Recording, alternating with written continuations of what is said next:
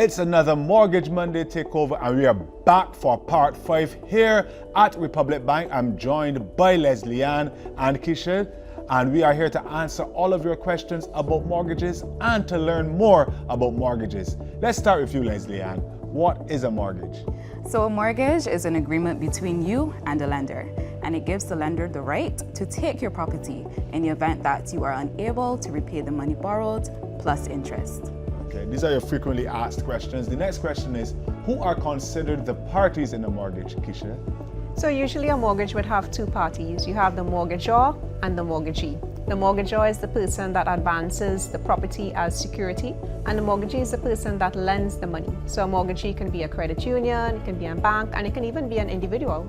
Oh, okay. Here's another popular question. Who is the surety and what are his or her obligations?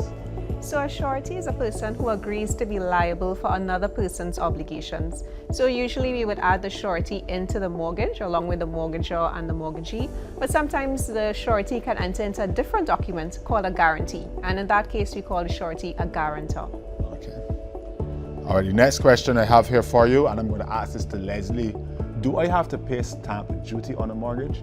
So yes, you would. So stamp duty is calculated at a rate of $3 for every $500. So if you have a mortgage for $100,000, the stamp duty that will be payable to the government of Barbados is $600.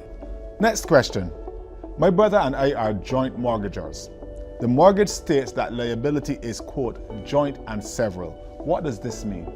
So sometimes we have more than one person agreeing to take on responsibility or obligations under the mortgage.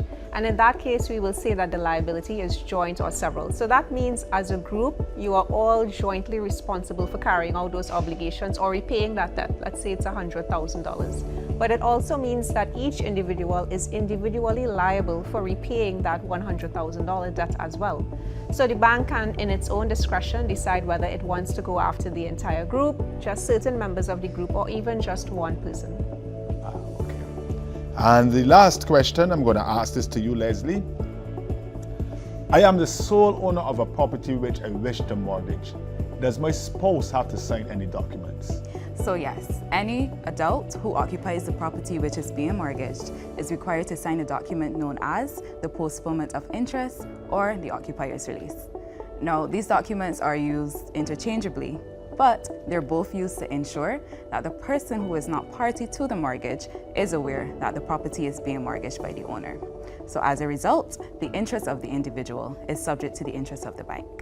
Thank you very much, Leslie Ann. Thank you very much, Keisha, for answering all of those questions that were submitted by you guys. You can ask more questions in the comment section, and stay tuned for part 2 of episode 5, Frequently Asked Questions, right here, Mortgage Mondays.